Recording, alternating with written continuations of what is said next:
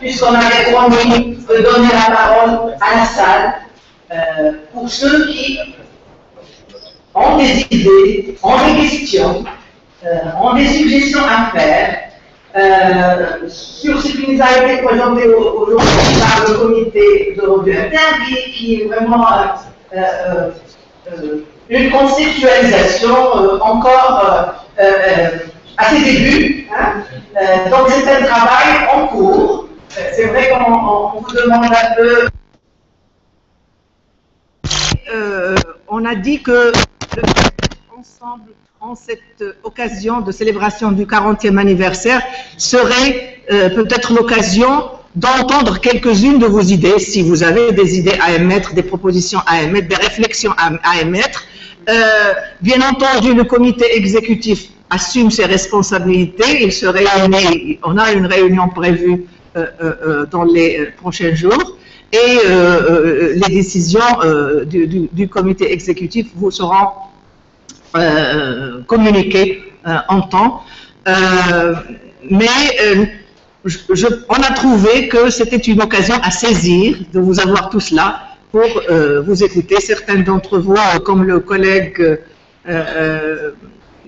Issa, a déjà traversé ce terrain et on a pu l'écouter, écouter son expérience et essayer de profiter de son expérience. Nous avons bien entendu son rapport, qui est un document de base sur lequel se basera le comité de revue interne. Mais voilà, nous allons donner la parole à ceux qui le demandent, en veuillant bien respecter le maximum de 5 minutes qui a été imparti au premier discutant. Et nous allons bien entendu continuer le programme de notre conférence de célébration du 40e anniversaire. Alors, ok, on commence par la Russie.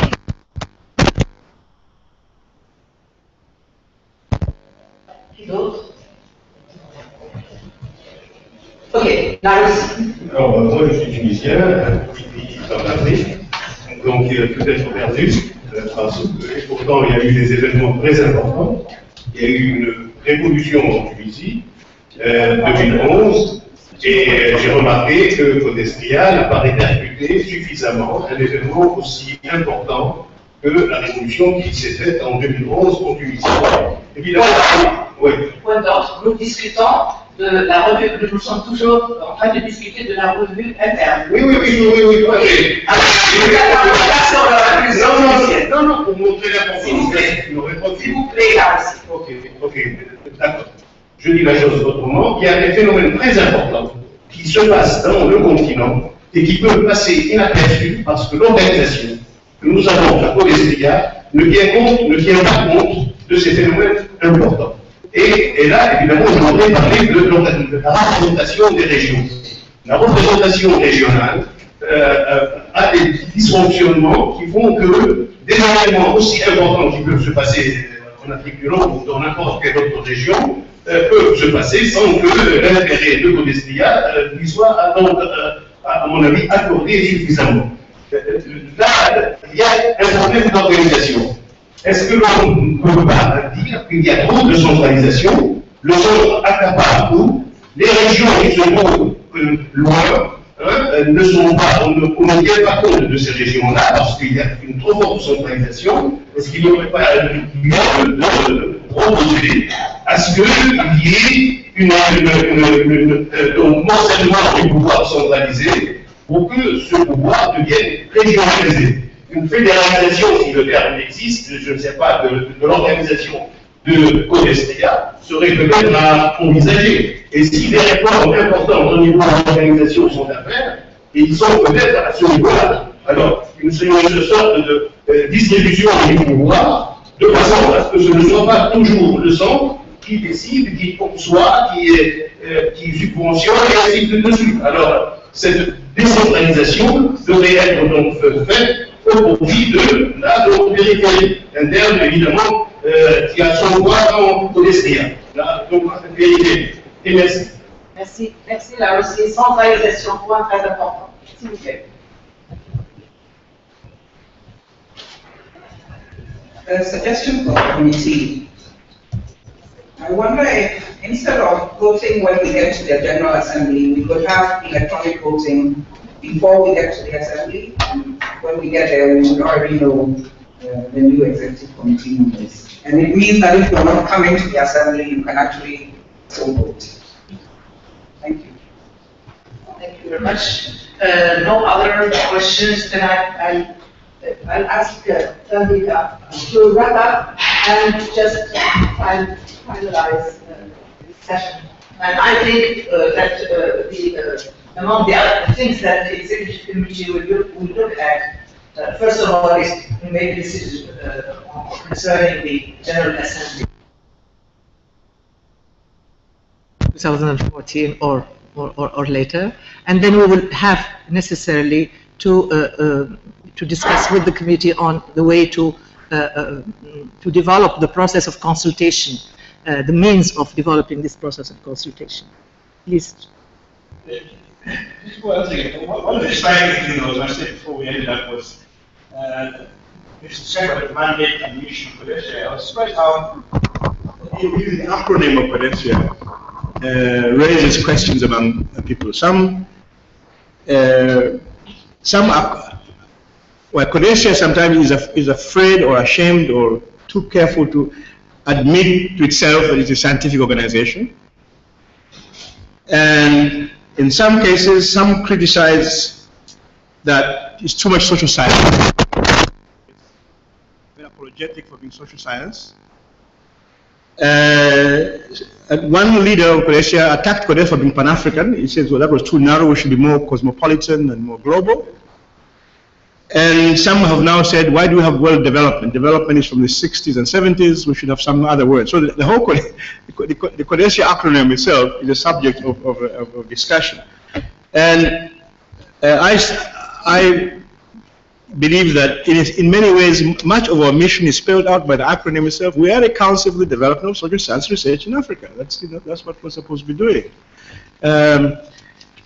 Now, on regional representation and Codesria sensitivities to local areas, to local issues, I don't think that the General Assembly's structure itself would always be able to reflect that.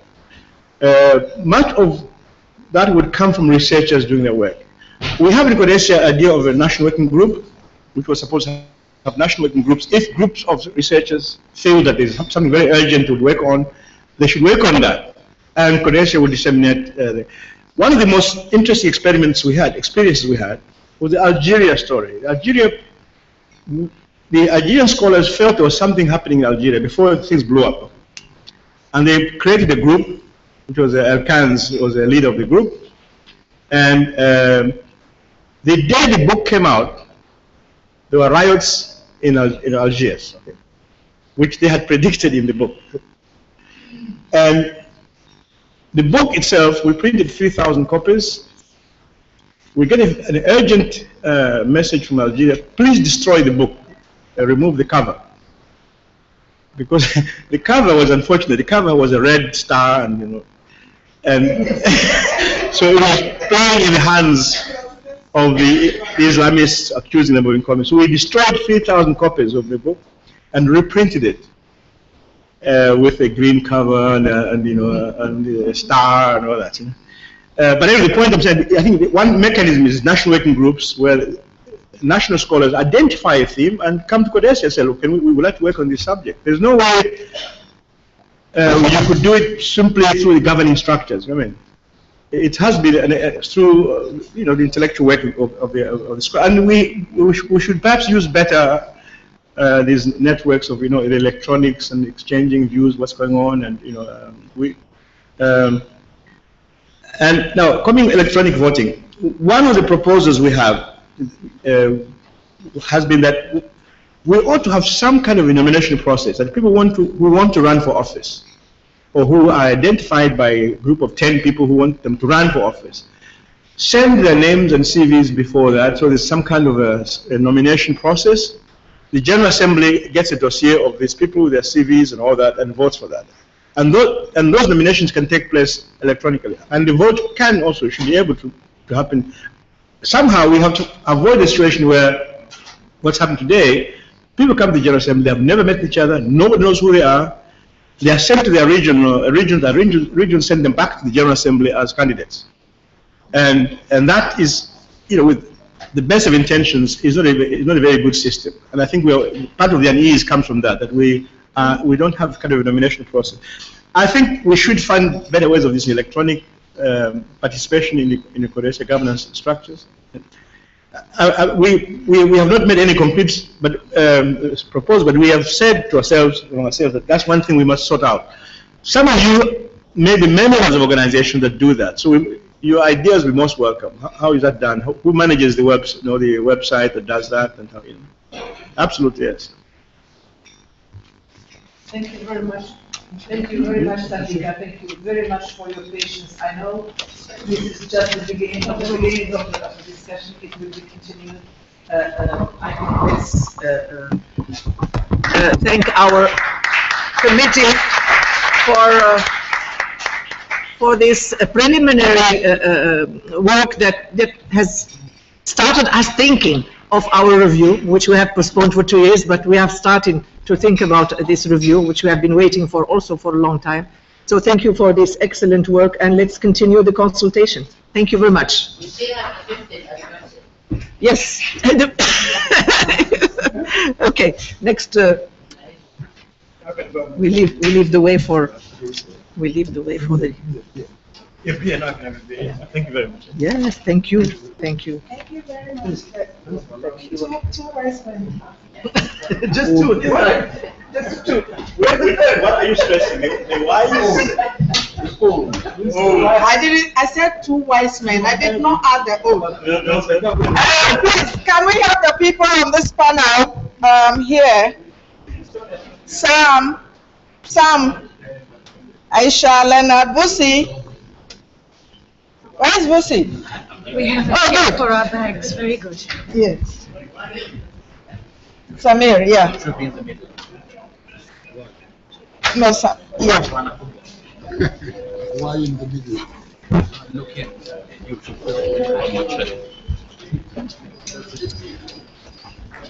Okay, good afternoon. Can you grab a chair? Can you grab a chair?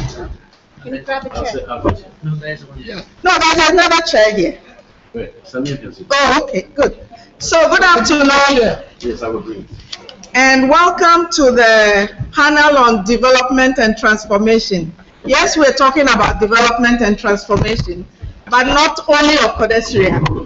This time we're taking a very large scale, whether it's national, regional, or continental.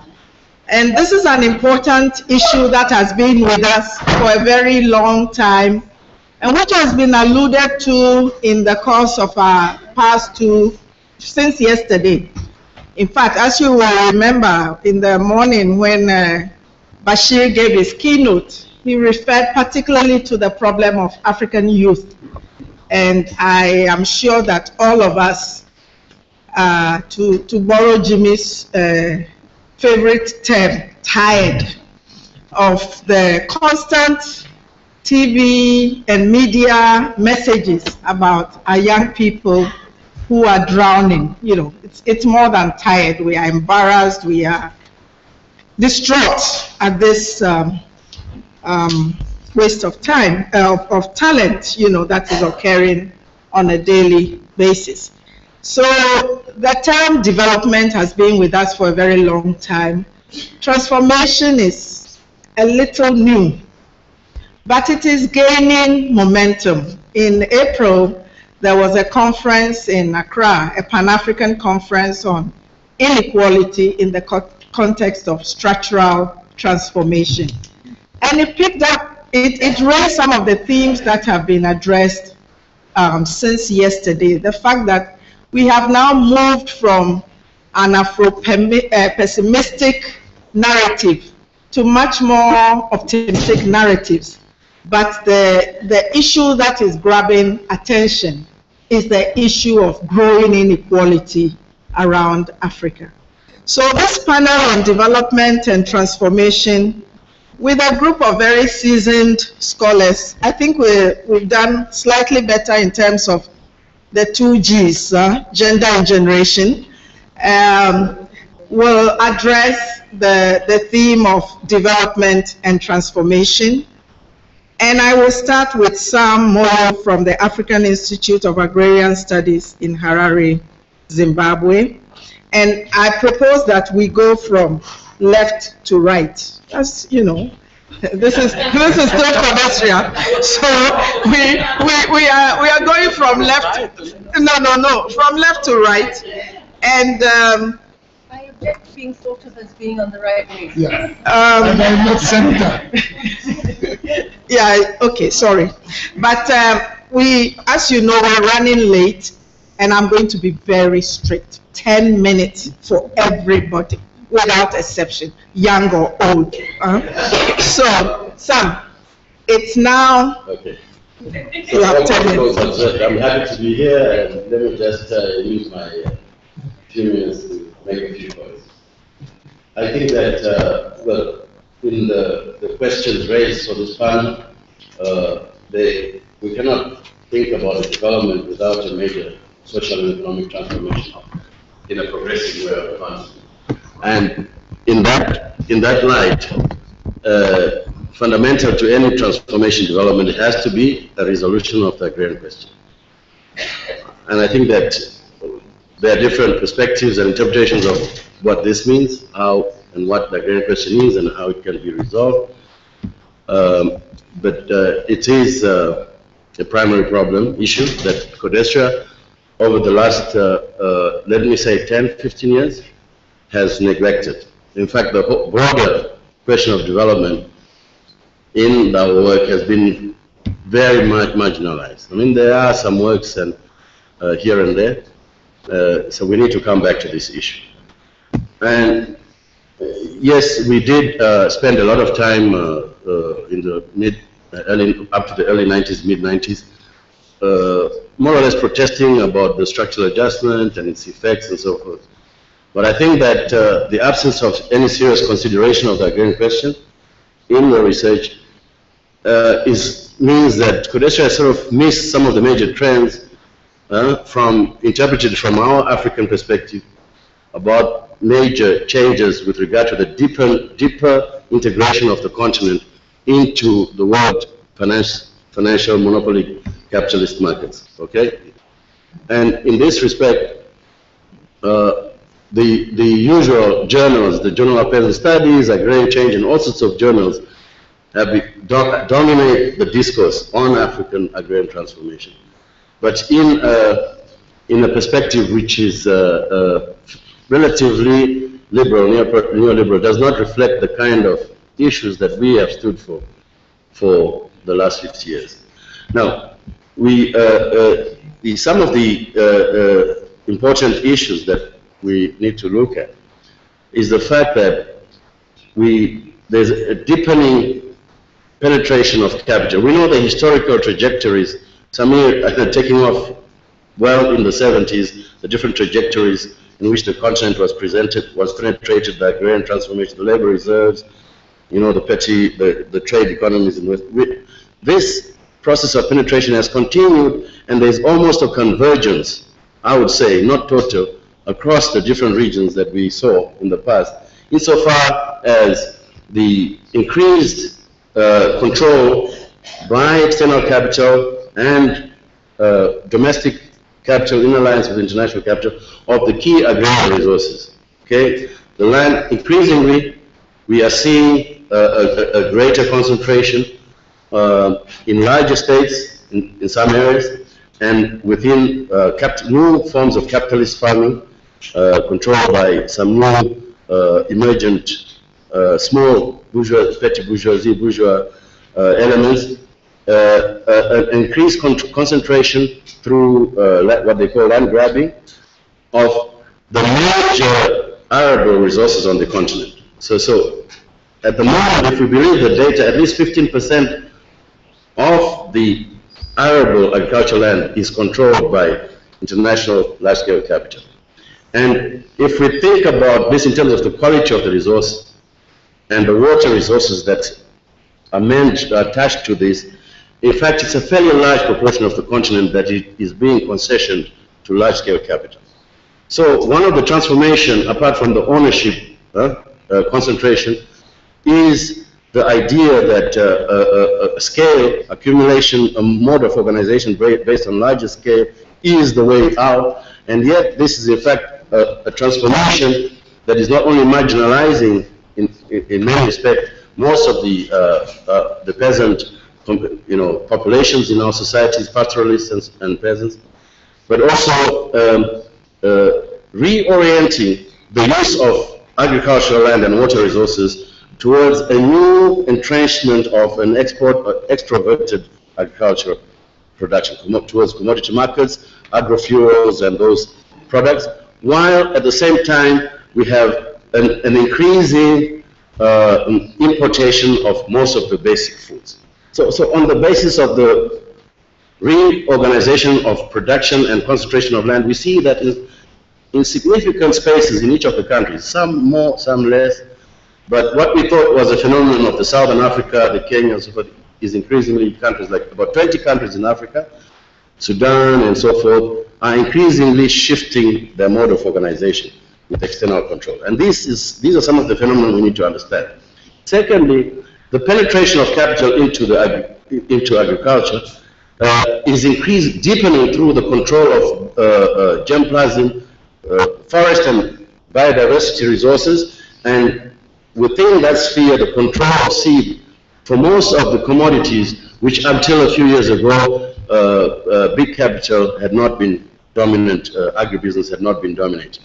So through the so-called Agrarian Alliance for Green Revolution and all sorts of similar measures, the entry of new seed companies and which are integrated into the chemicals, agrochemicals and pesticides, we see the control of the whole chain of production being centralized under in agribusiness, which is globally very highly centralized. In this context, so some of the major food crops and the intellectual property behind the emergence and in fact the science in producing these new varieties and the combination of practices that are needed to increase productivity is increasingly being controlled by big capital. In this and related to this, we have seen a few signs here and there of very hesitant steps by the states. Some of the states, the Malawi example, Mali, attempting to reinstitute some kind of a role of the state to protect producers in the food and so forth. But this is very marginal, and in fact, it's part and parcel. It's entrenched in the neoliberal agribusiness control of the very inputs that the state is trying to support, rather than promoting an internally generated, articulated, okay, I'll make it, articulated organization of production at the level of farming and the level of support for production, rather than promoting that internal articulation, through which we can think about improving the forces of production, productivity, and realizing increased productivity in some of the major crops. Now, I'm trying to sum. Now, one of the significant things, one of the questions raised that is regional integration part of this transformation? Yes, we have had very reactionary attempts by the AU, Regional Economic Cooperation, attempting to enter this field through some kind of market-based liberalization of trade and so forth, to sort of pool markets, but actually opening up the markets to further penetration by big capital. So what we have as the model of regional facilitation of transformation is in fact deepens the integration, negative integration. So in conclusion, not in conclusion, the semi-last point. So there is no vision of a development, right, that we can talk about which does not resolve the food question. Given also the changing global demands, consumption, the East and so forth, the increased control biotechnologies, monopoly control of the kind of technologies and resources. The agrarian question is central to any development model. And central to that model is the food sovereignty. We have to come back to this idea that many movements are evolving across the continent, but mostly in the south, demanding a certain kind of sovereignty, food sovereignty, that is based on building internal autonomous production systems which are ecologically sustainable and so forth. And therefore, one of the major issues that we have to be looking at is how to protect the land rights of many of the small producers, how to defend a more progressive way of small producers' participation in attaining the food sovereignty. Now, so for Codesria, I think that we need to return to this arena, political economy, looking at Africa within the global context, and opening up the networks to get a range of perspectives from the different disciplines and interdisciplinary work to look at this question of how to resolve the agrarian question in the 21st century. Thank you. Thank you very much, Sam, for keeping the time and being quite succinct. Leonard? Thank you very much, and I'm extremely happy to be here and to participate in this very important seminar.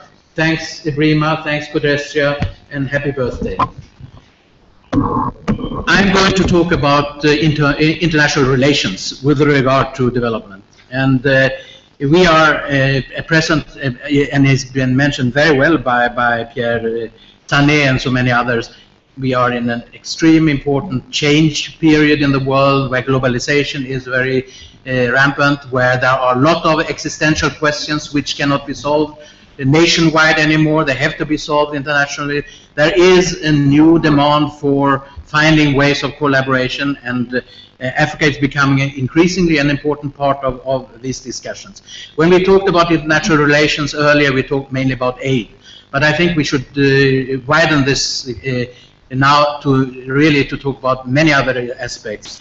I participated in the EDEP 50-year anniversary, and it was very clear there that the Asian states have been able to use and misuse all international agreements in a way that Africa has not. And actually the conclusion that Adebayo drew at that time was it was time to teach how to look at the WTO rules and then how to misuse them, the way that Europe does it, the way that Asia does. What I want to see is a much more aggressive Africa, not sort of just complaining about globalization, but really to attacking it, because it's there. I mean, and I want to refer back to some of the research that has been done in this area. And during the period when Adebayo was at the Nordic Africa Institute, we arranged a number of seminars in different parts of Africa where we asked for an African view on how partnerships should be developed in the future, and a partnership which we should be much more equal than the old partnership. And I think we during this period came up to some very important understandings. And as you know, there are a number of books in the Nordic Africa Institute, and I have continued to work on these issues at the Gothenburg University, and we produce a lot of open access literature, so if you want to look. But I want to summarize a few of these points, because they were made by African researchers at that time and activists. We met, particularly, had a very important meeting at ADB in Abidjan, where I think some of the issues came up, which I think was very important. To summarize, the points that we came up with was, this was done to achieve a new partnership. We must look at both from the qualitative aspects and from the more technical aspects, the modalities. And we summarize the partnership quality should perhaps all involve the following 7 characteristics. The first one was a subject-to-subject attitude. There's a need for real change of attitude. The second one was being explicit about values. You cannot engage in partnership without sharing values and sincerity in the relationship. And I think this is very much what we talked about now during when Tandika summarized the developments in the past, that one has to be very explicit about values. transparency of interests. I mean, there are interests diverge, but one should be transparent if one should be able to reach some understanding. Clear standards, stick to agreements, equality of capacity, and that is of course a big challenge. And the final part, a code of conduct.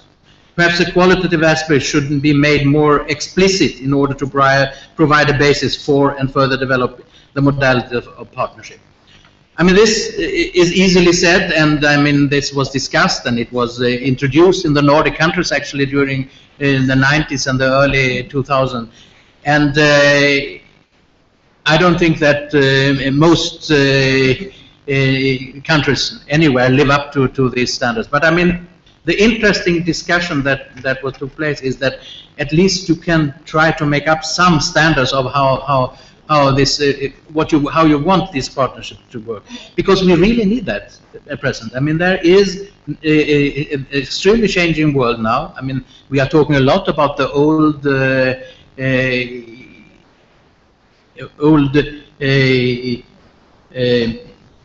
hegemonies, but there is a new hegemony being developed, and if we want it or not, it's going to develop. And this is part of the problems in Europe today, that you see that I mean, Europe doesn't accept that they are losing power, and they are fighting for it, and this has its impact on development. Actually, let me do how many minutes? Oh, you're fine, 5 minutes. Let me just summarize. I think that we have looked very carefully at sort of the European development cooperation process which is taking place, and through the financial crisis, of course, it affects the quantities of development cooperation, but it also affects the quality, and I think this is very important.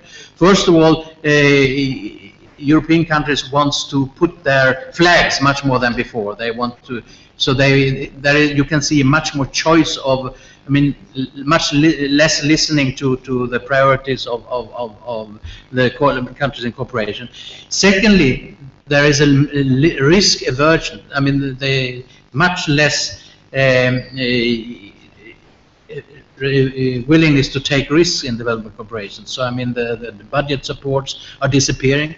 I mean, I can tell you from Sweden, everybody talks budget support. There are only 3 countries who receive budget support these days. So this is almost a forgotten instrument. But also it affects this question about partnership. I can see a very clear divergence from the ideas of a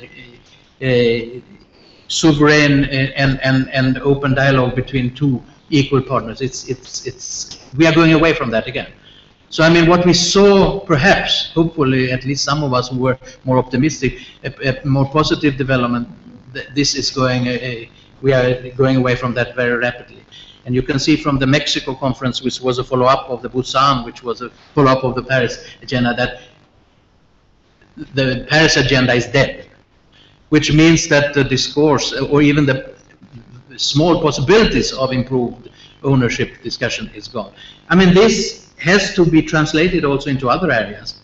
And I think that it affects trade relations, it affects, and you can see the EPA discussions which are taking place, it affects a very interesting area, the patent discussions. But as was said at the EDEP, and I think I want to underline that once again at the conference, is that there are possibilities that to take. It's not just, I mean, to accept that that you cannot.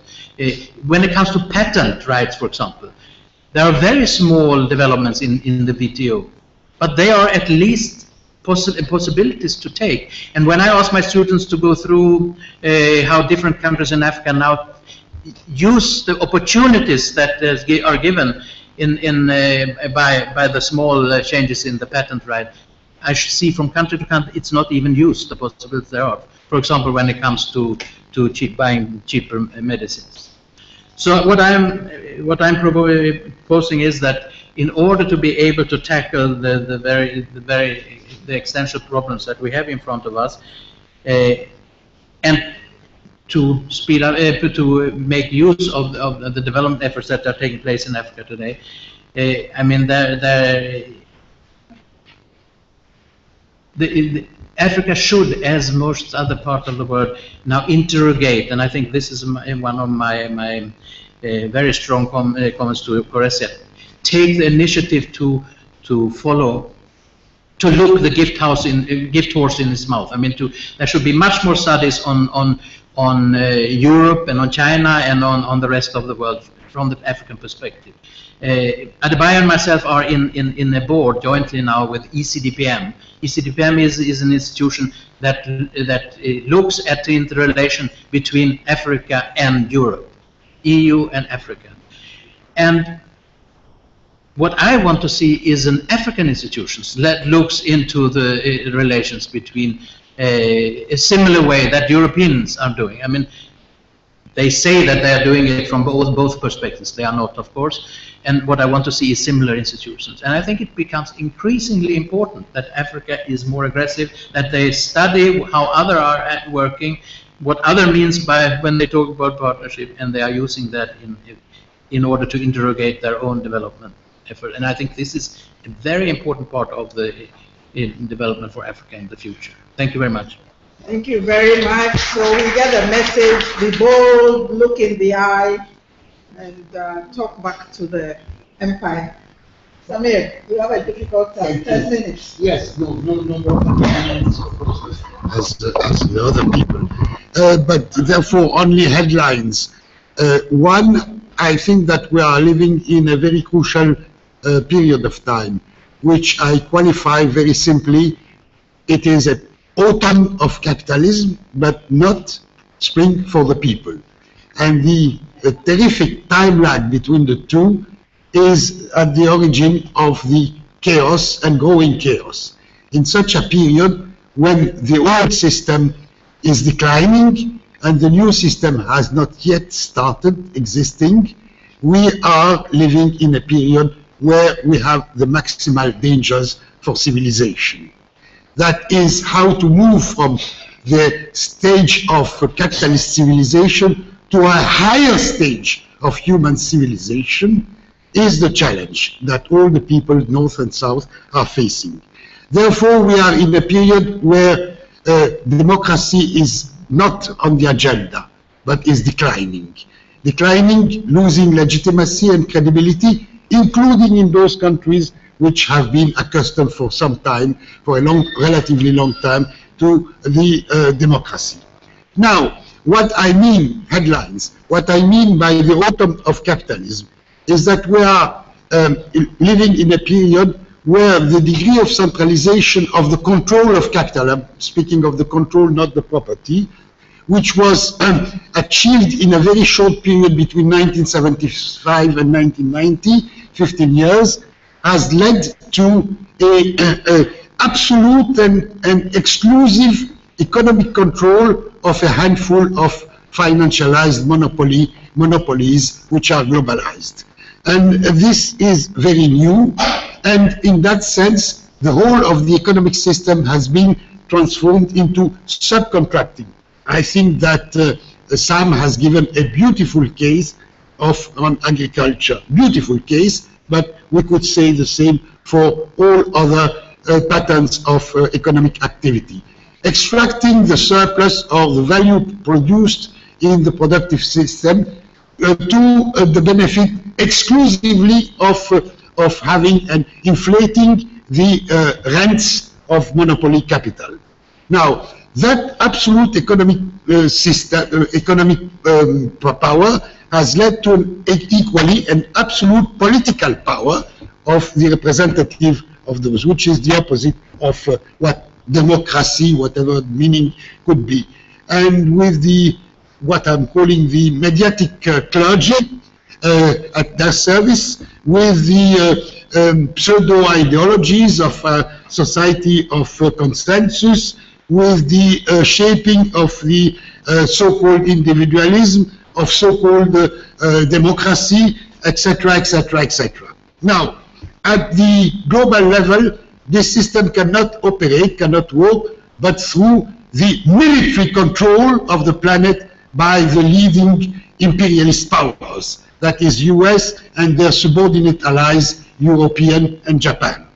Now, Second point, this system is not viable and it is imploding. This is the title of one of my most recent books. It is imploding, including in the center itself, in the triad, US, Europe, and Japan, where it has led to a almost zero growth as compared to a 5% growth during the 30 previous years, and with an exploding and continuous growing financial deficits of all, and unemployment, etc., etc.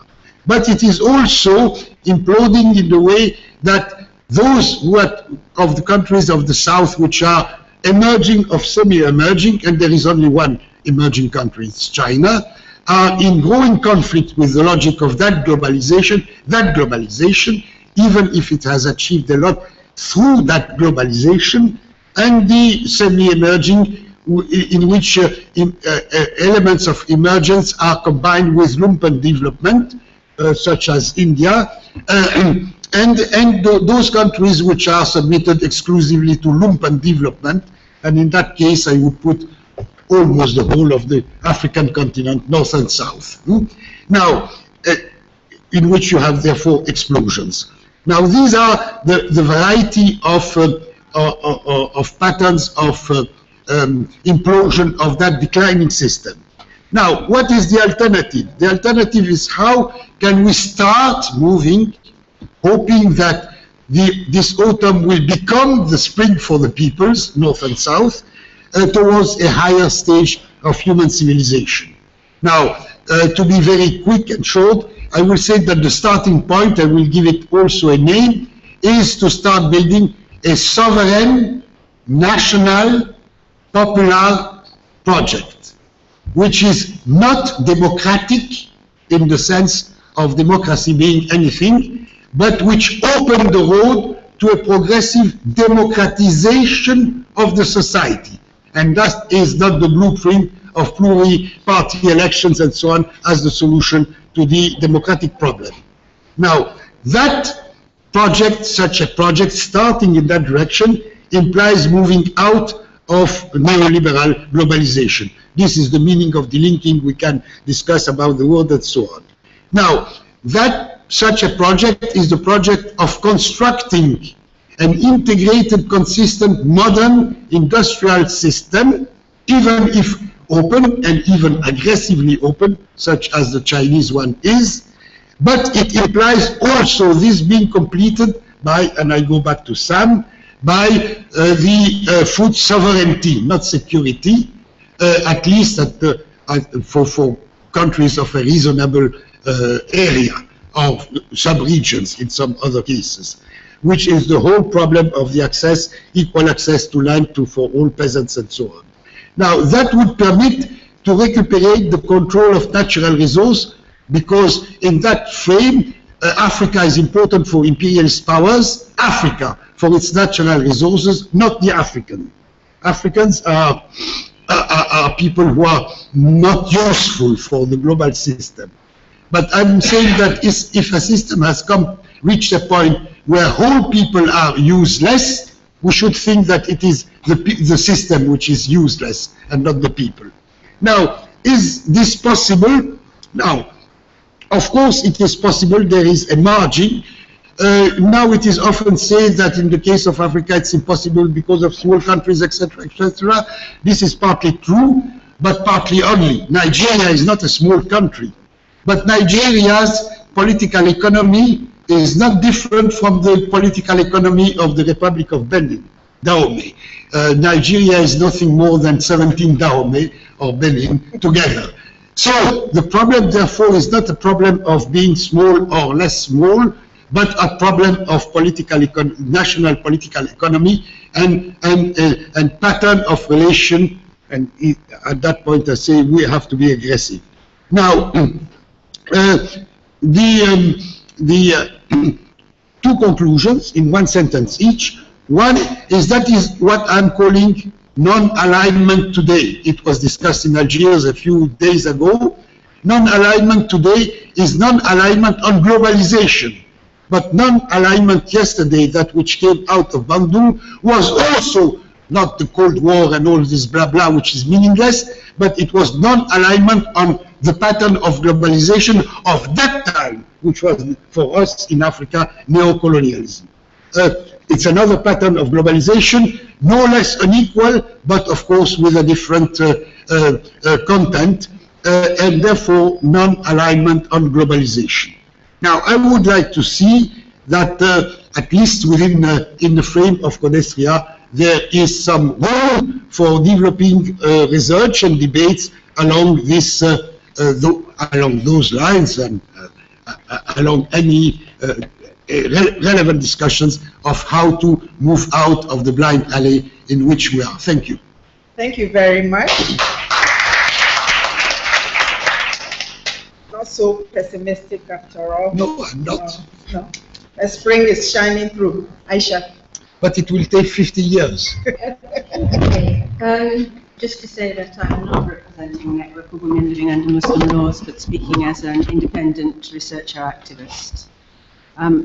First, I'm not saying that there is sufficient research and knowledge, but I am saying that we actually do have already a substantial body of research and knowledge which is clearly indicative of the directions in which social transformation needs to go.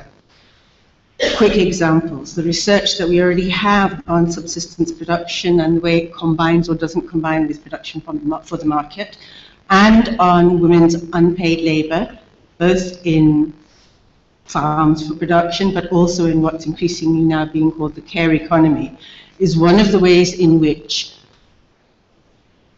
agricultural products are paid at prices that don't reflect all the work that goes into them. And increasingly, as land is being alienated in agribusiness wages are not taking account of all the work. We know that, but still, national statistics do not capture well the work that goes in subsistence production and the work that goes into the care economy. We know, second example, that research, there is a direct positive correlation between girls' education and the quality of life and economy for them, and health for themselves, their children, their families, their communities, and therefore the economy. And yet, we still have no free and compulsory quality education for all children, girls and boys. Yet, we still have 14.1 million girls married off before the age of 18, most of whom, if they get to school at all, are withdrawn from school at that point. Third example, there is a consensus now amongst scientists, at least those who are not paid, whose work is not funded by oil companies and right-wing lobbyists, that human intervention, human activity in industrial production, in industrial agribusiness with its production of pesticides and fertilizers, in the use of dirty energy, in the non-sustainable use of planet resources, the results of this in accelerating climate change is already having deleterious effects on the climate. In West Africa, over the last 3 decades, the average temperature has gone up by 2 degrees Celsius. Rainfall is shorter, the rainy seasons are shorter, and they're less predictable. So we have also increasing desertification, so we have lower agricultural production, and we have both food insecurity and the loss of food sovereignty. All of these show very, very clearly that there's a necessity to move away from development as economic growth going on forever and ever with profit as the motive, that we need to focus on different production and distribution systems that enables needs met and the potential development of all, that we need to be using renewable energy sources and have sustainable resource use. And yet we have the clear failures of Kyoto, the Kyoto Protocol, of the Copenhagen talks. We have the refusal of climate justice, and everybody's pointing fingers at China, where the average carbon dioxide emissions per person is 7.1, whilst sort of exonerating Australia, Saudi Arabia, Canada, the US, whose average emissions are 16.1, double that of China. Okay? And if the top 10 carbon-producing countries all cut back their carbon emissions to the average of 4.4, which is the global average, that would more than help to reduce the pace of climate change. But it's not happening. And in that, what are the chances we have? This would mean, for example, that Australia, the US, Canada, Saudi Arabia, and the elites of all countries, including us, would need to cut back our use of and production of carbon dioxide by between 50 and 74%, by the way. And yet in Africa we have ridiculous things like Germany. Germany produces the most solar energy in the world. In Africa, we don't produce the most solar energy in the world. This is ridiculous. And Senegal apparently continuing with a contract to build a coal-fired electricity plant. Senegal doesn't even produce coal. You know, it's just ridiculous.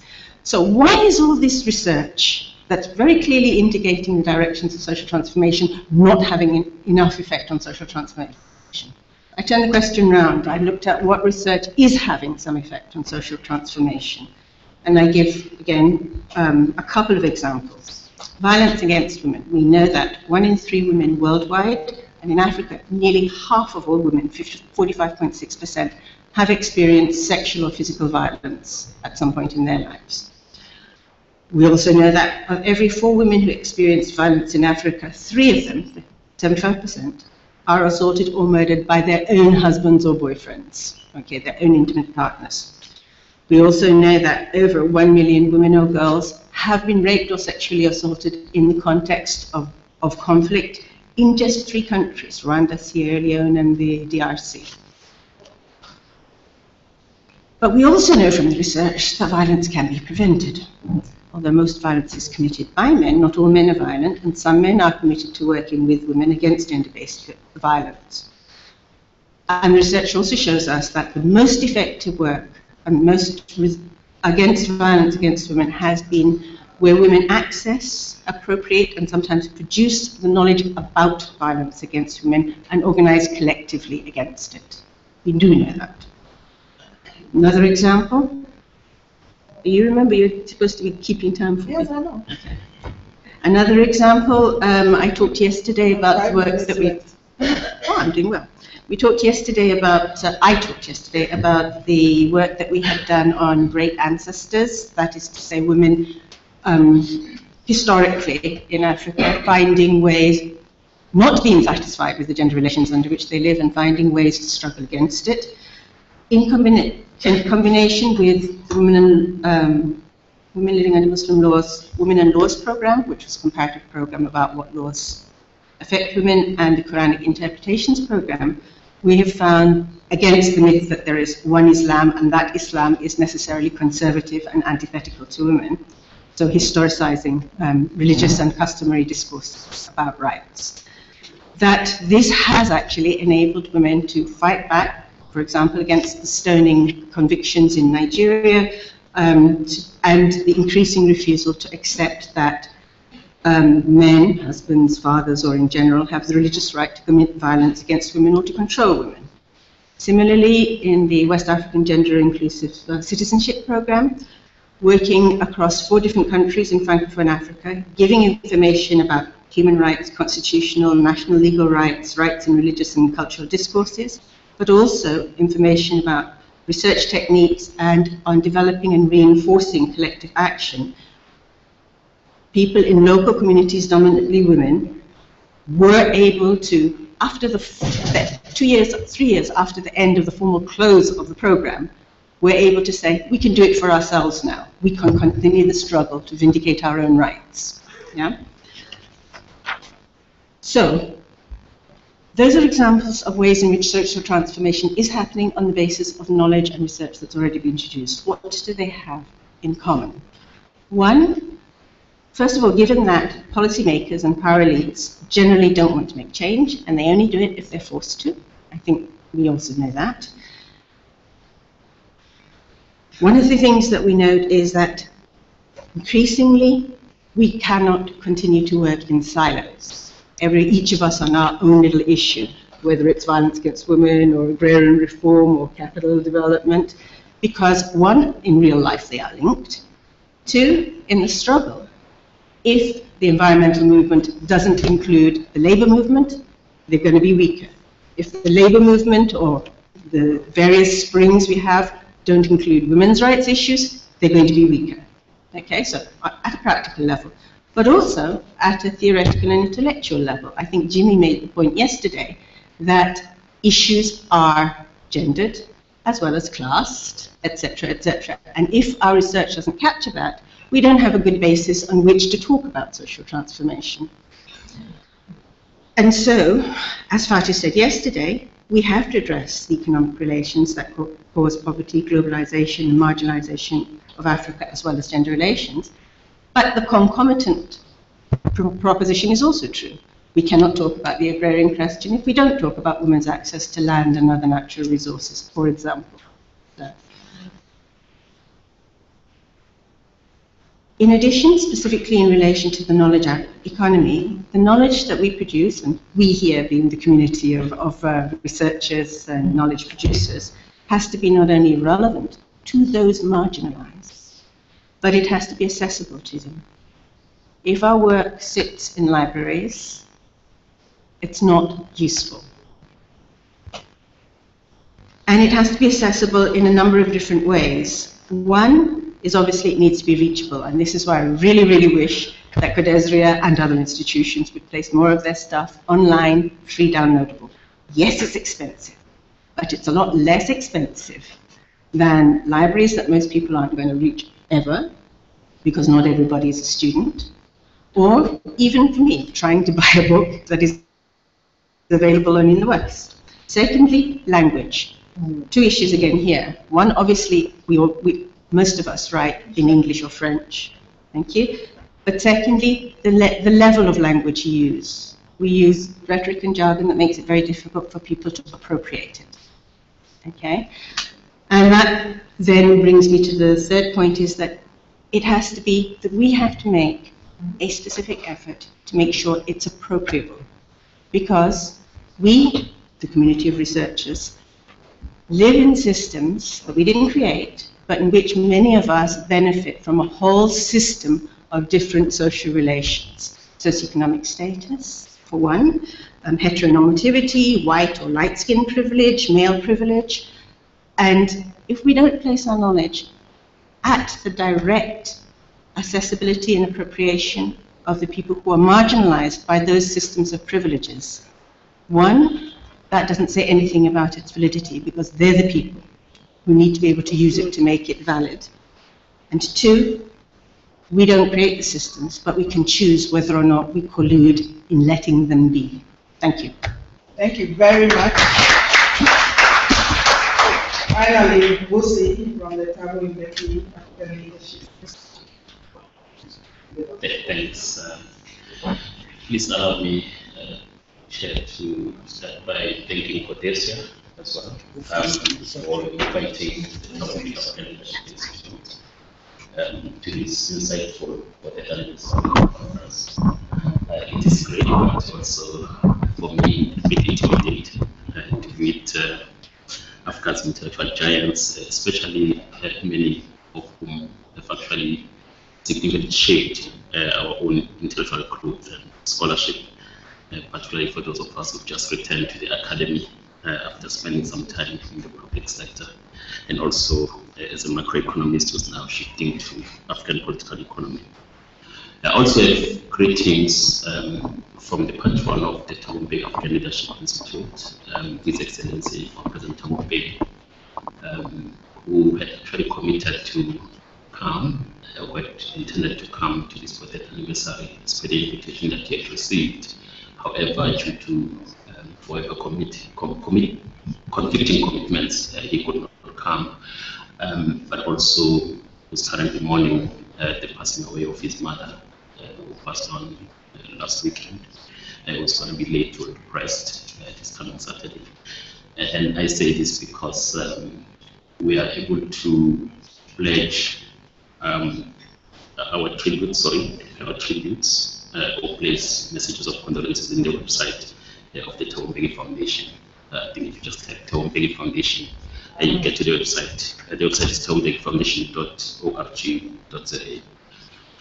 I have very quick points, which I think most of have been covered in the last day and a half or 2 days, but also talking after Professor Amin. It's a challenge because we use most of his work ourselves, and Prof. Tandega over there and many others. But let me make these points very quickly. What have been made anyway, that perhaps the starting point when we think about development is to deconstruct, and perhaps problematize the very term development. And the question is, whose development are we talking about?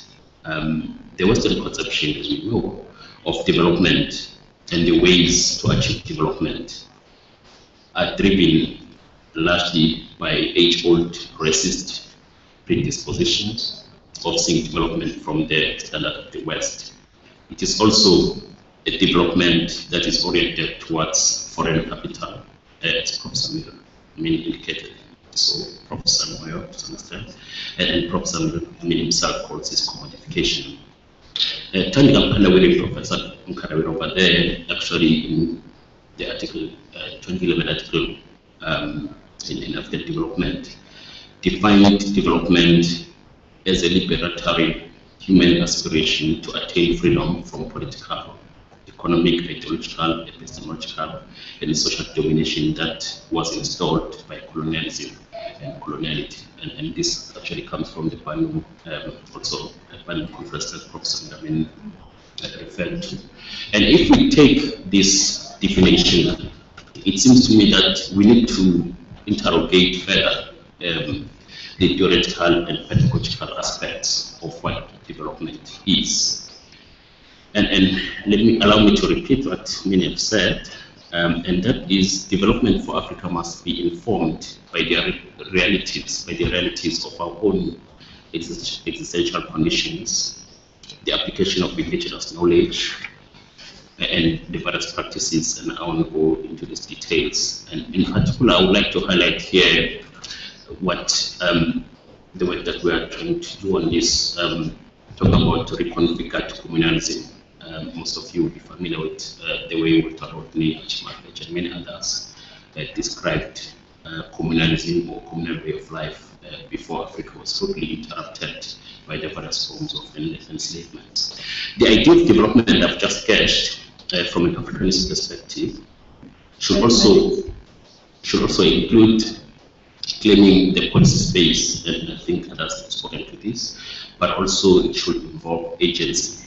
And by this in particular, we think about the state, its institutions that must play more active roles in formulating socio-economic development and transformation processes. And let me highlight this other point as well, the work that we're expanding upon, that we're doing in the Institute, where we argue that development and transformation has to be informed by three very important aspects. One, thought leadership, and I won't be able to define this given the time limitation. Number two, thought liberation, and number three, critical consciousness. And that all these three must be for both the political elite and the citizens.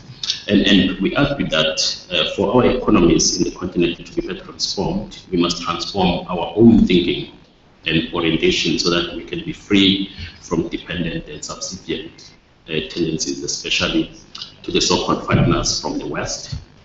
Africa, as many have said, does not need validation of our own strategies, policies for development from anyone. We must follow our own path, the one that we think is better for us, and Professor Min has provided some pointers just now on this. And of course, the African intelligence has been seized with this, and then we must commend those of us who are coming later in the scene, those who played the role often against odds and making sacrifices. We argue that Africa arguably could have been in a worse state than it is if it was not because of the intelligence that has played a critical role in shaping the future. Lastly, again, an area that we're doing work in is that we need to elaborate a philosophical and conceptual framework to better inform socio-economic development and transformation in our continent. Professor Miller has already alluded to some of the aspects of that. Of course, there's been always a debate about the approach that Africa should take in pursuing development, and we think that it's high time that there should be this philosophical conceptual framework that will inform the approach that we take. And as we look into that, it's important, as many others have argued, that the point of departure should be that we recognize the global or colonial matrices of power that perpetuate coloniality and the peripheralization of the African continent. The global power relations, as many have explained, are not in favor of Africa or Africa's development, and it's important to take that point into account. And lastly, to move forward faster, unity, African unity is of course critical, equality integration paramount. It might very well be, I argue, that we may need to reconsider or revisit some of the ideas that many who are here, who are living in this area, have been working on, so that maybe we can take them forward. And I conclude here, I want Prof. Samira about this, that one of those ideas is the delinking hypothesis that he tabled decades ago, and of course the debate about this, whether he was misunderstood or misinterpreted. But the point I'm making is that there are many of these ideas for development of the continent that we've tabled that we may need to revisit and maybe pursue differently in order to take forward Africa's development. That's Thank you very much, and I want to thank the presenters for making this very disciplined. You will agree that we had very rich presentations which dovetail very well into each other. We now have 30 minutes for discussion and response from the panelists. So, who wants to? Yes, Isaac.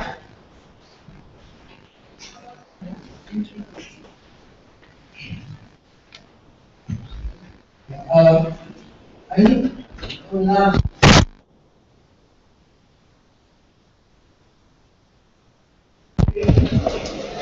good ideas, interventions, and articulation, new way of articulating, formulating. Some of these should be able to discuss for a long period of time. My question is, how do these discussions of ours feed into Codesria development intellectual research? How do they fit into it? Do we, I don't have any wrong on this, that it seems to me that our research agenda and the projects that develop seem to be eclectic to me. Whatever is funded, whatever seems to be fashioned, whether it's international criminal code or climate change, becomes a project. So aren't we sort of dissipating our efforts rather than in a focused fashion addressing central issues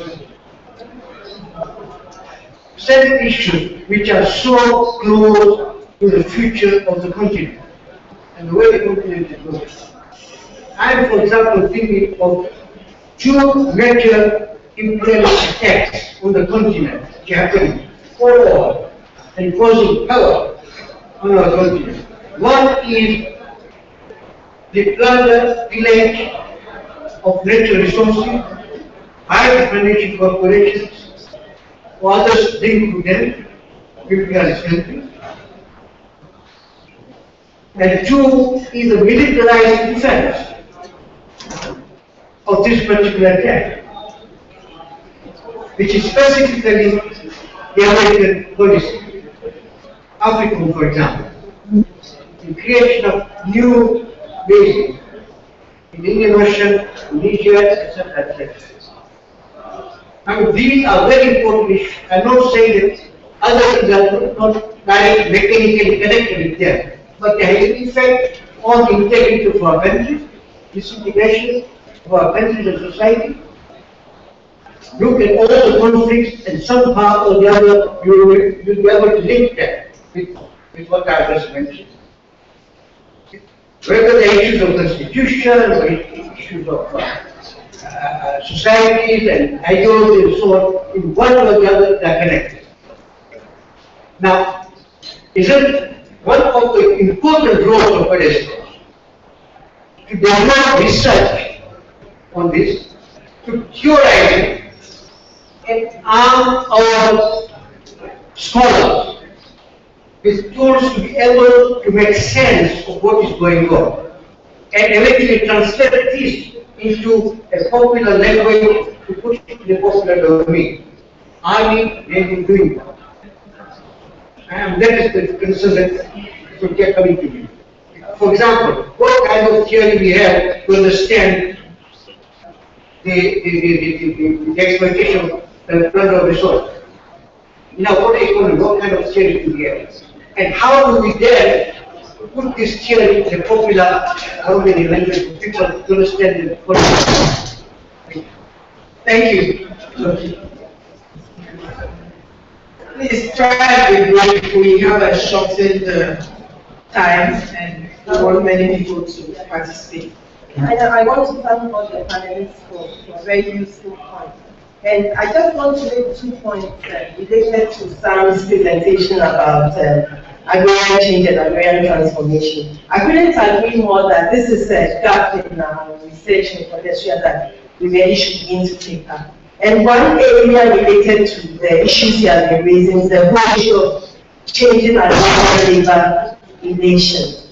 And this is one of the things we see in fairness in the countryside. Lots of new labor relations, whether it's around wage labor in large scale production systems, or whether it's in smallholder agriculture, the rise of shared contracts, and the increasing unpaid labor and so on. And we can see many tensions in class, gender, and intergenerational relations in the countryside, which have to do with this issue of agrarian labor relations, which we need to pay attention to.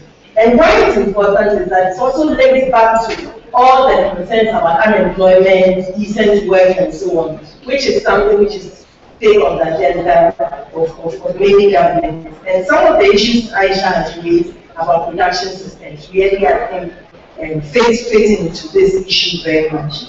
Another issue I thought the panel might have spoken about is the question of industrialization. In the AU's Agenda 2063, this is one of the issues it raises.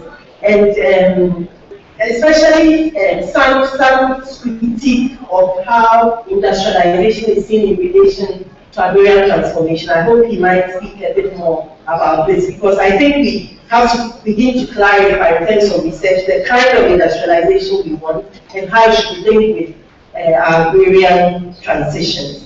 And 2 other issues I just want to mention have to do with the whole question of developmental fields, because this is another big area of debate which seems to be dominated mainly by the political scientists in our midst. But I think it speaks to many issues that economists, political economists are raising about the character of the post-colonial states and so on. And again, we know the post-colonial states has been highly patriarchal in its work, if you look at the social policies and so on. So again, I would like some comment from the panel on this. Thank you. In brief.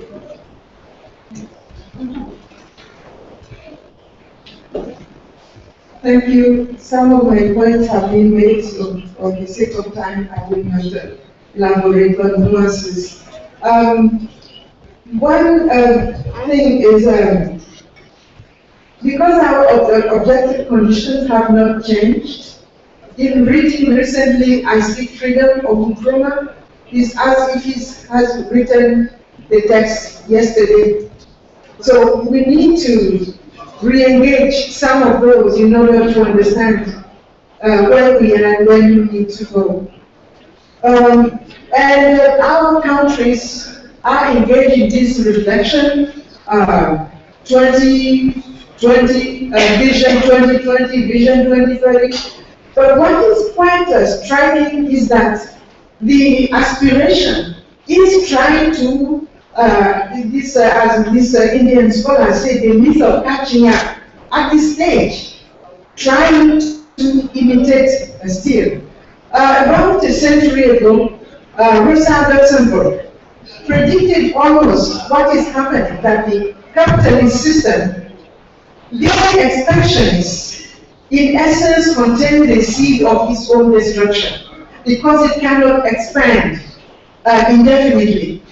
Recently, they have discovered a planet that is the closest to the Earth, but it will take 500 light years to get there.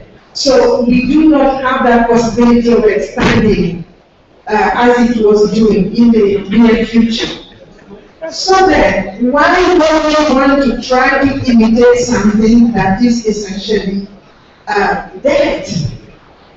Every vision, the way it is articulated, this world competitive economy, is really as if we have been sleeping, dreaming. So my question really is for Codesria.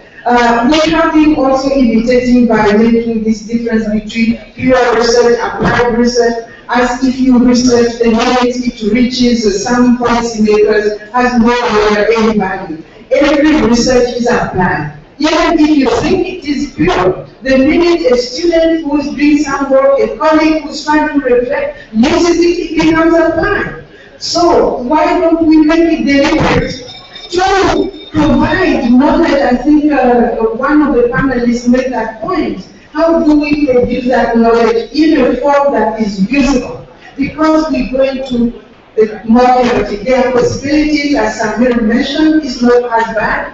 And when we crisis, it offers also opportunity to reflect and do something. But if we do not use it wisely, we go to repeat. In a worse way, what is the fruit that the West capitalist system is reaping now. So these are some of my points. Thank you. Any more comments at the back?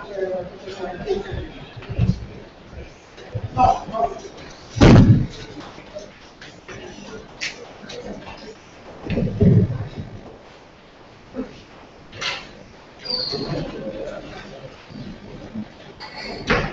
Hello. Okay, this is for Professor Moyo. Brief question. You talked about neoliberal capitalism, big capital, small capital, low capital. That's the question. How do you see the role that China is playing in Africa's development? Is it a good one, bad one, or a different one? Or is it based on how Africa handles it? I've blown off the line. Okay, good. So pass the mic now to Professor. Yes. You finished? It's the brief question. Question. Okay, merci. Ma première question s'adresse à Mélanie. Bon, je crois qu'aujourd'hui, on observe depuis un certain temps une crise des idéologies. Et donc, pour le développement, on a quand même besoin de ce soubassement idéologique-là. Alors, je voudrais savoir actuellement quelle pourrait être, effectivement, je crois que ça s'adresse aussi à tout le monde, quelle pourrait être cette base idéologique du développement de l'Afrique. Et également, quel serait le modèle de développement qui pourrait permettre justement de réduire cette influence des pays du Nord, de réduire la pauvreté et surtout d'éviter que la jeunesse ne prenne constamment le large vers le Nord, vers les pays du Nord. Donc ça c'est mon premier point. Le deuxième point s'adresse à Sam. S'agissant donc des questions agricoles, on constate que depuis un certain temps, face justement aux réformes agraires et foncières qui tendent de plus en plus à exproprier la petite paysannerie. Un certain nombre d'organisations paysannes voient le jour. Et en essayant de contrôler les systèmes de production, de mise en place de semences améliorées. On a par exemple dans le cas de l'Afrique de l'Ouest, le réseau ouest africain donc, des producteurs.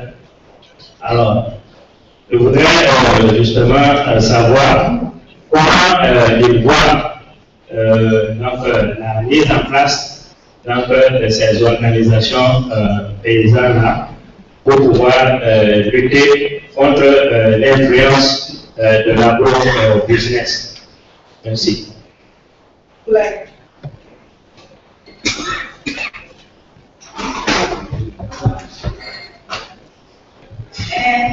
I'd like to thank the panelists for their insight. I'm glad, Professor Boyo, that the discourse, the debate of intellectual property rights, the utilization of science, whether through nanotechnologies, biotechnologies, and other so-called green revolution approaches, are beginning to become central to your discussion of the agrarian question. When I first joined Codesria, one of the challenges that I raised as an emerging scholar who was interested in how our reading of property issues, of the land question, were taking into consideration the new or the emerging property rights issues that seems to exclude the participation of women, the participation of farmers, and so on.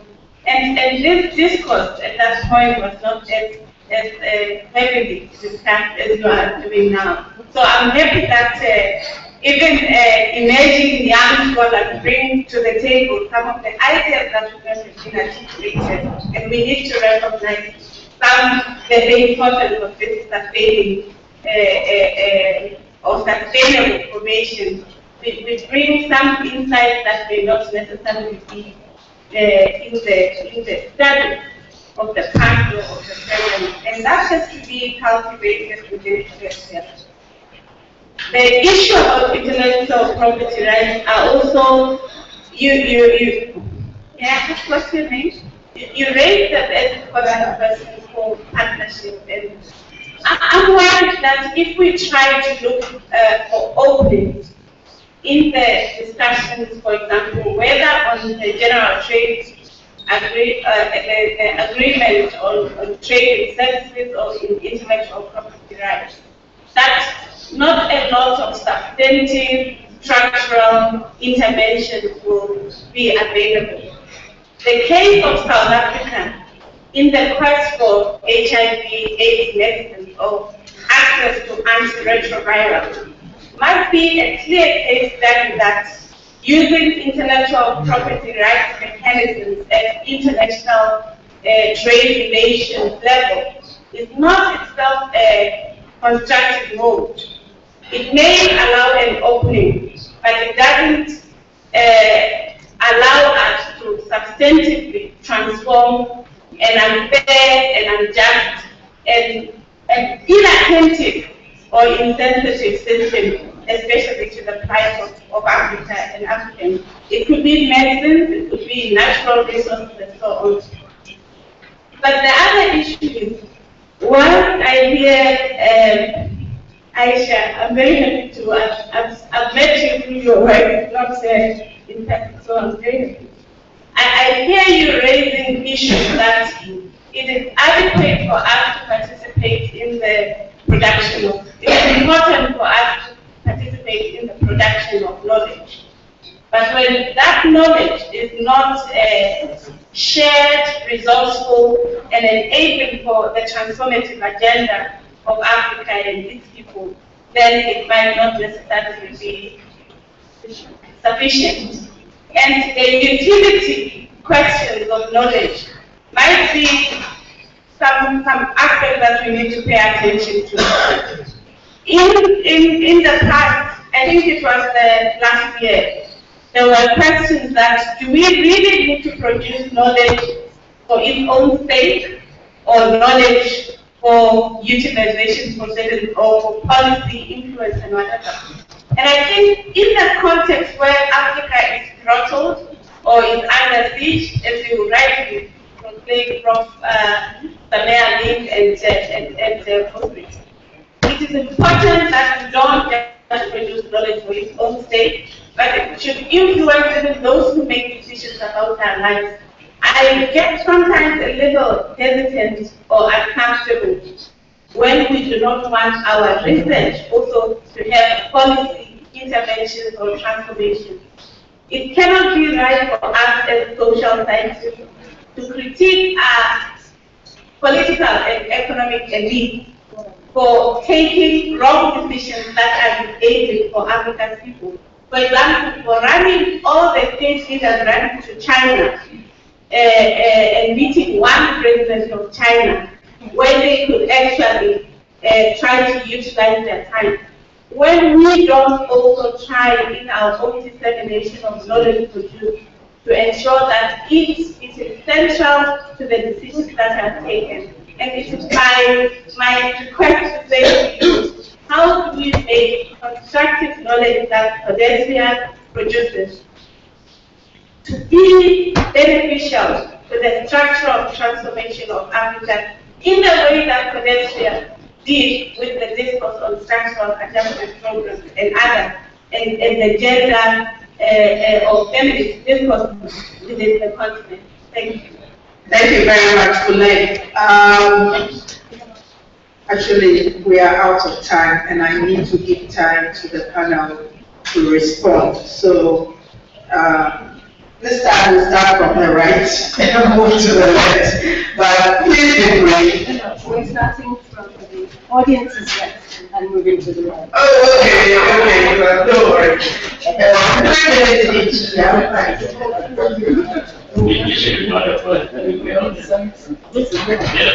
That's well. I think these couple of points about industrialization, industrial development, industrial policy, the notion of a state, which of course has been written about and discussed extensively. The issue of the ideological or conceptual framework or base for the development of the continent. I think they fall into the category of what I think we need to elaborate.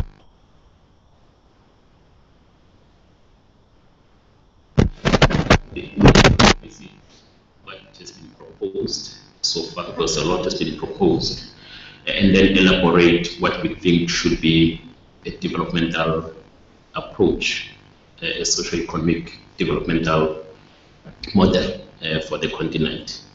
And lastly, the notion of research and how ideas get processed.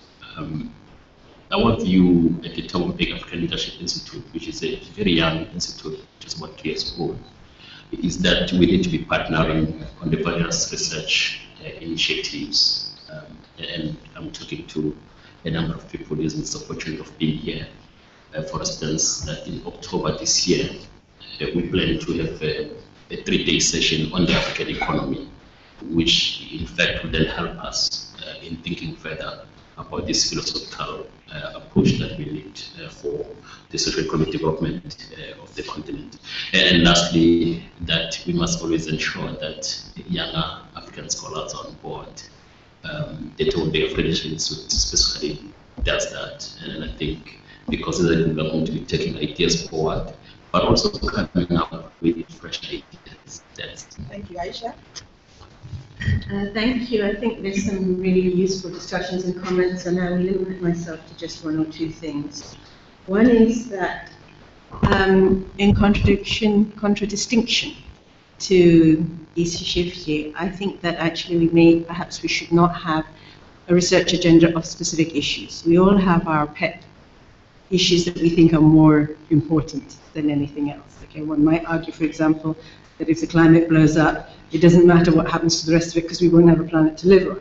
Okay, so what I think would be important, however, is if Codesria wanted to take as its vision and mission producing knowledge for social transformation and a methodological approach that included addressing not just particular theme topics, but issues of privilege and systems of privilege and how they feed into the very many different agrarian reform, intellectual property rights, and secondly, around how our research might strengthen the struggle for social transformation.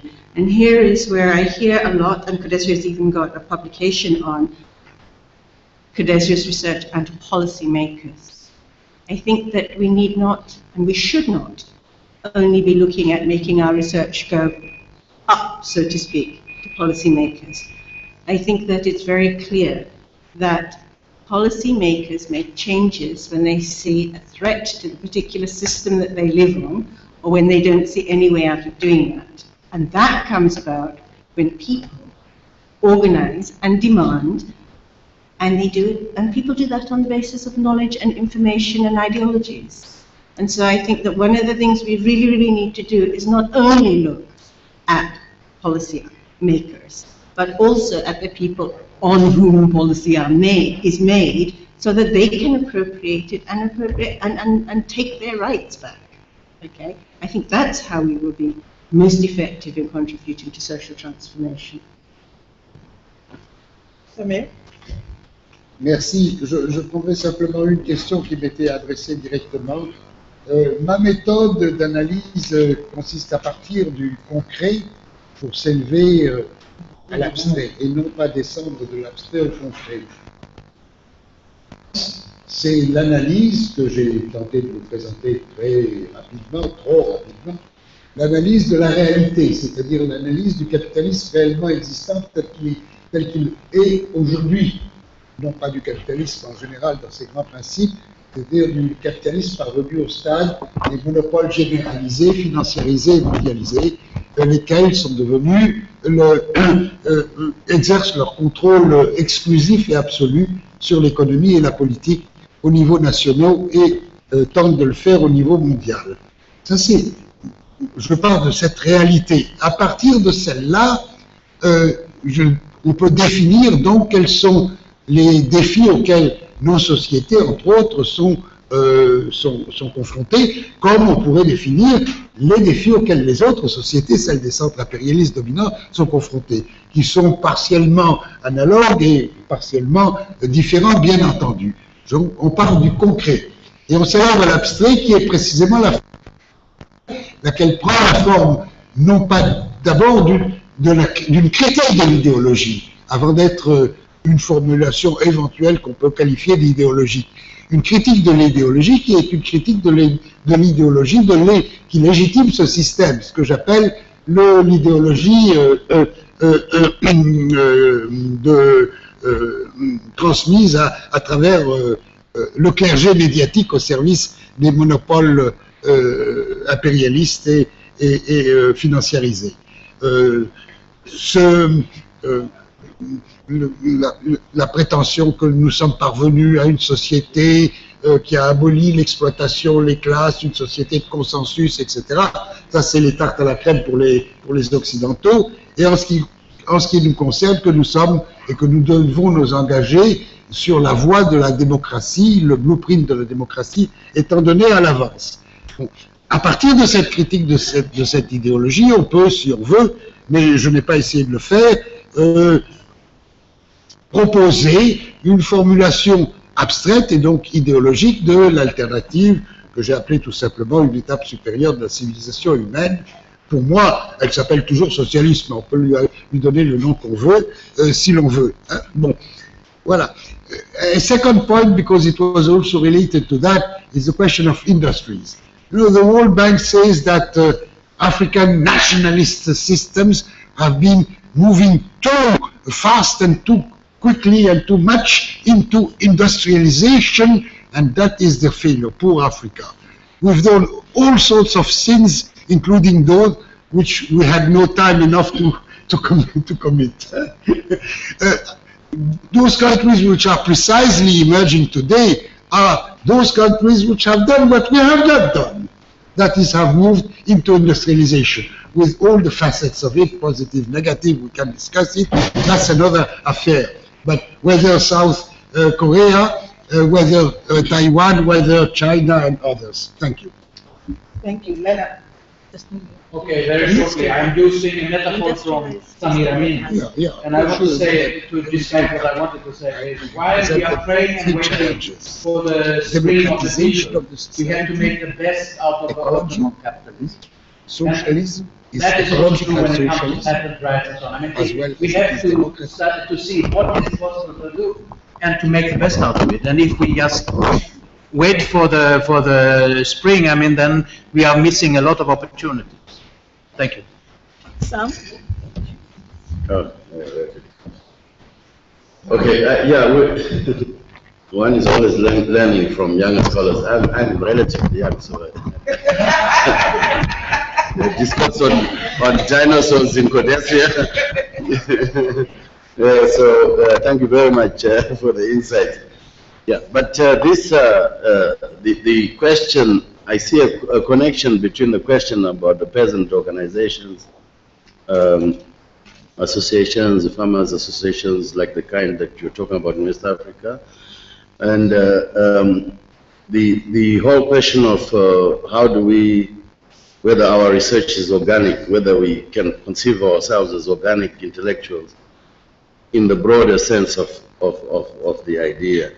And for our experience now is that at least in some of this agriculture, land and so forth, there are many movements of different characters and actually broader fronts that are emerging across the South, which we find that we are part of. And there are methods that we use. For instance, the summer school, agrarian summer school that we hold, is deliberately bringing together the intellectuals, different generations, of course, of scholars and movements and activists.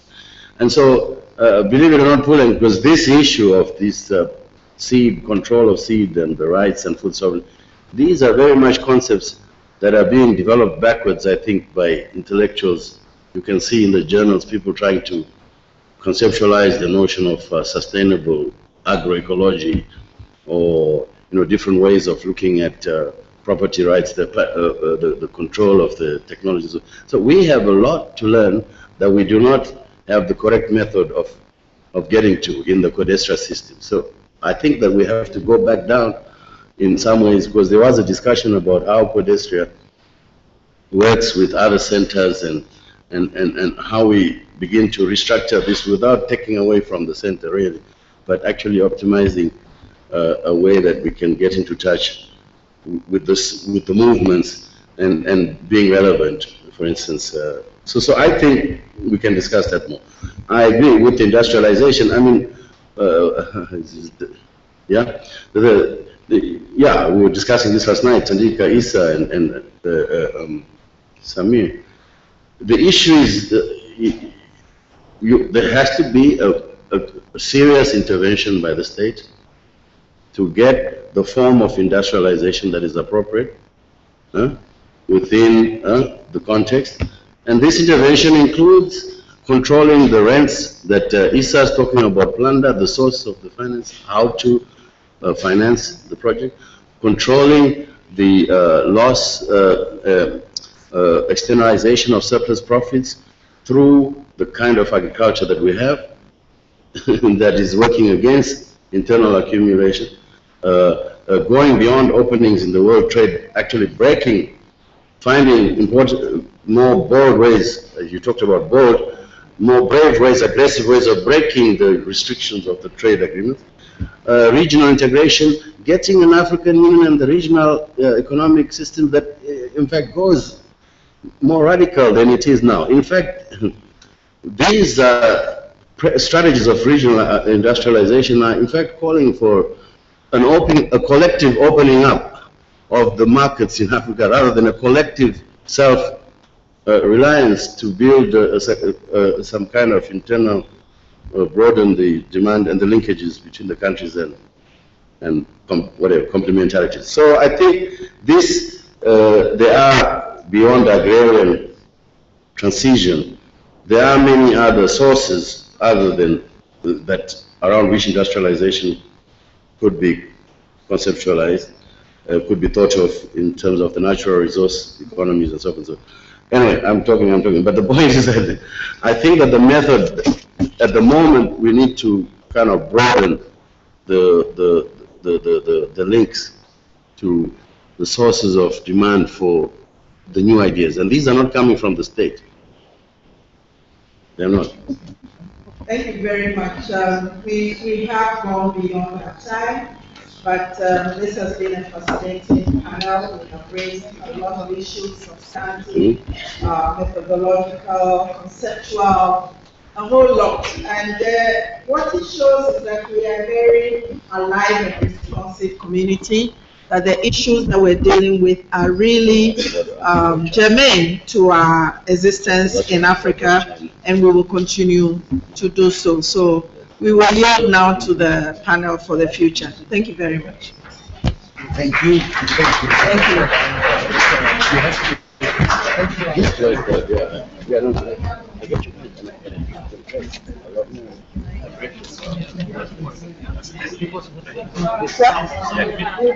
Oh, hello. You are allowed 10 minutes to stretch, have some coffee, and come right back. Thank you. Thank you.